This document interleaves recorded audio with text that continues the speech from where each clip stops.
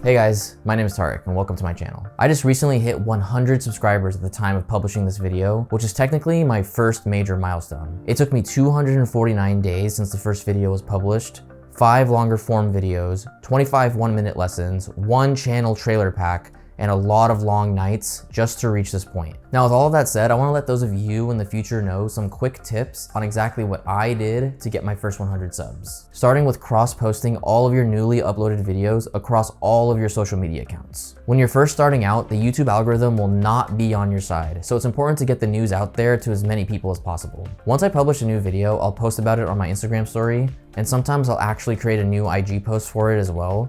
I'll tweet about it, and I'll even post it on my Facebook and my LinkedIn. This cross-posting method especially helps if most of your viewers are unsubscribed.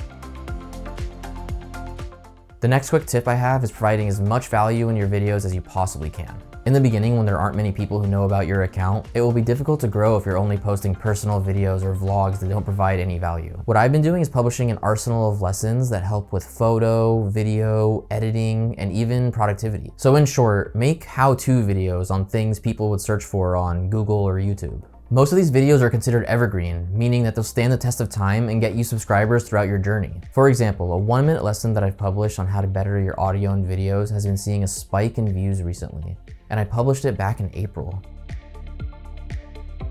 The next one is something that I've learned from one of my favorite YouTubers, Abdel, and that's stacking the deck in your favor, especially if your YouTube channel is being treated as a business. There's 2 main ways to go about this: stacking the deck in your favor in terms of time, and stacking the deck in your favor in terms of money. I personally have been going about it both ways by spending almost all of my free time scripting, editing, filming, coming up with video ideas, and getting more comfortable on camera. Whereas stacking the deck in terms of money could mean investing in yourself, your gear, your backdrop, anything that will make your videos that much better. A great example of this is when I hired a videographer to follow me around for a day so I can create my imposter syndrome video. This video took up a lot of my time, and I spent money for the video to come to fruition, and now it's one of my favorite things I've ever created.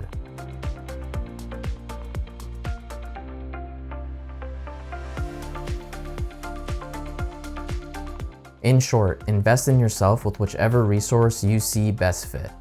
For one video, it might be your time, and for another video, you might need to spend a little money.